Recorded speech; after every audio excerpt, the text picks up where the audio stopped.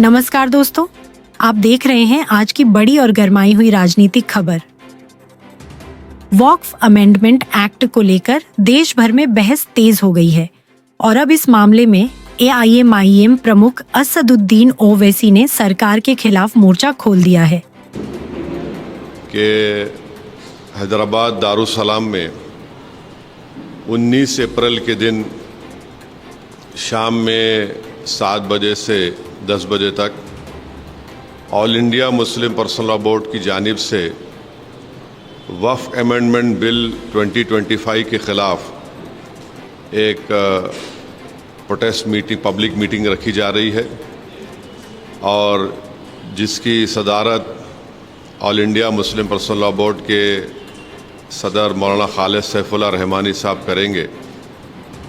और इस protest public meeting में जो all India Muslim personal law board की तरफ से की जा रही है उसमें तेलंगाना और आंध्र प्रदेश के मुस्लिम पर्सनल लॉ बोर्ड के मेंबर्स, तेलंगाना और आंध्र प्रदेश के बड़े बड़े मुस्लिम ऑर्गेनाइजेशंस जिसमें जमीयतुल उलमा भी है, जमात इस्लामी भी है और मशाइखीन इस प्रोटेस्ट पब्लिक मीटिंग में हिस्सा लेंगे।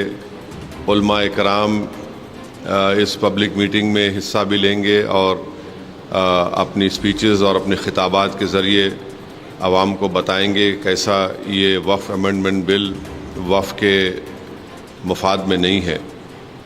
और साथ ही साथ हमारी ये कोशिश भी है कि जो पार्लियामेंट वक्फ कमेटी के मेंबर्स हैं हम उनसे भी बात कर रहे हैं और अगर उनका शेड्यूल परमिट करता है तो वो भी आकर 19 अप्रैल के दिन 19 अप्रैल के दिन जो ये पब्लिक मीटिंग होने जा रही है उसमें हिस्सा लेंगे।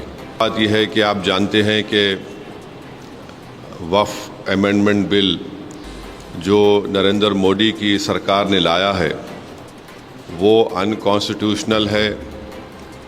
वो हमारे भारत के आइन के आर्टिकल 14 का, आर्टिकल 15 का, आर्टिकल 25, आर्टिकल 26 और आर्टिकल 29 का एक ग्रेव वायलेशन है। और हम ये समझते हैं कि ये वक्फ अमेंडमेंट बिल वक्फ की प्रॉपर्टीज़ को बचाने के लिए नहीं लाया जा रहा है। वक्फ की प्रॉपर्टीज़ पर जो एंक्रोचमेंट हो चुका है उन एंक्रोचर्स को हटाने के लिए नहीं लाया जा रहा है। वक्फ प्रॉपर्टीज़ की रेवेन्यू या आमदनी में इजाफ़ा करने के लिए नहीं लाया जा रहा है। ना ही ये मुसलमानों के मुफाद में है, बल्कि ये तमाम अमेंडमेंट्स जो किए गए हैं BJP और NDA के सपोर्टिंग पार्टीज़, चाहे वो TDP हो, JDU की नीतीश कुमार हो, चंद्राबाबू नायडू हो, चिराग पासवान हो, जयंत चौधरी हो, मांझी साहब हो या फिर कुमारास्वामी हो, तो इनकी सपोर्ट से BJP ने एक काले कानून को बनाया है। ओवैसी ने साफ शब्दों में कहा है कि वक्फ संपत्तियों को लेकर लाया गया यह संशोधन अधिनियम न केवल संविधान की भावना के खिलाफ है, बल्कि यह मुस्लिम समुदाय की धार्मिक और सामाजिक संपत्तियों पर हमला है।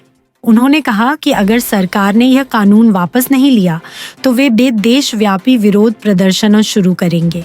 असदुद्दीन ओवैसी ने अपने भाषण में यह भी कहा कि वक्फ संपत्तियां मुसलमानों की आस्था से जुड़ी हैं और इस कानून के जरिए सरकार उन्हें कमजोर करने की कोशिश कर रही है।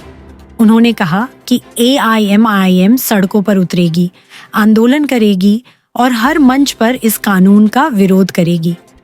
AIM अब इस मुद्दे पर दूसरे मुस्लिम संगठनों और राजनीतिक दलों से भी समर्थन मांग रही है, जिससे विरोध और ज्यादा प्रभावशाली हो सके। क्या यह मुद्दा सरकार के लिए राजनीतिक संकट बन सकता है? जानिए ओवैसी का अगला कदम और सरकार की रणनीति इस मुद्दे पर हमारे चैनल पर। अगर आपको वीडियो पसंद आए तो लाइक, शेयर और सब्सक्राइब करना ना भूलें। धन्यवाद।